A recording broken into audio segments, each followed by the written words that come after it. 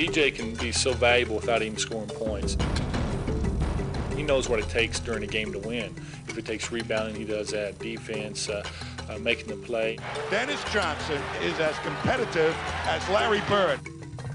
He wants to be known as a playmaker and as a guy who can take over a game. Larry Bird, not the type to toss around compliments lightly, but he always had lavish praise for his Celtic teammate Dennis Johnson. With his leadership in clutch play and command of the game, DJ fit in perfectly on the Celtic team of the 80s. Johnson won 2 championship rings in Boston and another in Seattle, and he earned a reputation as a player who could provide anything his team needed to win. Loose, run down by Dennis Johnson. On the dribble, he got past right. Dennis comes in with a field goal, and he's fouled. Dennis Johnson hustles his way into a Milwaukee turnover. Crashes out of bounds and gets it done. Dennis Johnson with the steal. He's off to the races. He is the single greatest player not in the Hall of Fame. The most embarrassing admission in the Hall of Fame right now today is the fact that Dennis Johnson is not in the Hall of Fame. But being overlooked for the Hall of Fame is nothing new for Dennis Johnson. He rode the bench in high school, was unrecruited by most colleges, and always faced doubts about his ability. Everything just wasn't handed down or passed out or dished out to me. If I would have listened to everybody who told me I couldn't have made it, I would have quit then. The prospects for a standout career appeared slim for Johnson after Seattle chose him in the second round of the 1976 draft. But by his second season, he had taken over as floor leader of the Sonics, an exciting team on the rise. 22 points for Dennis. Led by their young point guard, Seattle reached the finals 2 straight years. And in 1979, DJ dominated the series with an MVP performance, reminiscent of the game's all-time greats. That's 32 points for Dennis. He was like a Walt Frazier type of guard in a sense that he could run a team and rebound. Dennis Johnson with a rebound. And defend. Dennis Johnson right there with him. The Sonics won the 1979 finals in 5 games. But their reign would be short-lived as retirements, injuries, and bickering would tear the team apart. And some pointed to DJ as being part of the reason for the dissension. As a coach, my job is to let him know that, you know, we function as a team. So we lose as a team, and we also win as a team. In 1980, the Sonics traded Johnson to Phoenix. There he continued to attain individual honors, being named to the All-Star team and the All-Defensive team. But questions remained about whether he could peacefully coexist within a team structure. Those questions came to a head when the Suns traded DJ to Boston in 1983 for journeyman center Rick Roby. When DJ first come here, I didn't know how to react because I didn't know how he was going to play. I knew he was a great player, but I didn't know if, if we'd be able to get along on the court. Bird, what a pass from Dennis Johnson. He thread the needle.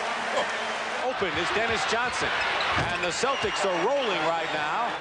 DJ answered all his critics, meshing perfectly with the Celtics and proving to be a consummate team player. Other guards who came to Boston were intimidated by playing with Bird and Parrish and McHale and Maxwell because they were never sure, am I supposed to pass to them? If I have a shot, is it okay for me to take it? Dennis Johnson never had a problem about self-esteem on the basketball court. If he had a shot, he took it. Johnson often had open shots at crunch time, and he made opponents pay with his clutch shooting. Dennis Johnson, who is simply marvelous, hit the last basket of the game. Double on Parrish, leaving Dennis Johnson open. For years and years and years, everyone says we're going to double off at Dennis Johnson, and then Dennis Johnson usually answers the bell. Even in the NBA Finals, usually billed as Larry Bird versus Magic Johnson, DJ often played a deciding role as he was overlooked again and left open for critical shots. And he gets the pass, goes into the lane, jump pass back out to DJ. DJ throws, oh, it's gone! It's gone! And no time left! It's all over! Johnson was a key ingredient on the Celtics championship teams in 1984 and 86.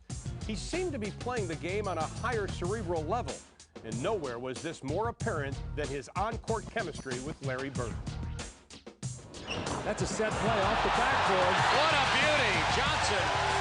it to Bird. That was a set play. They were in sync when they played. Another great feed. Dennis Johnson to Larry Bird. I can't tell you the number of times when he and Larry would make eye contact. Larry's guy would have his head turned, and DJ would just throw that ball right by his defender's ear, and Larry would just catch it and lay it in before the guy knew what even happened. And now there's a steal by Bird. Underneath the DJ, lays it in. Right at 1 second left.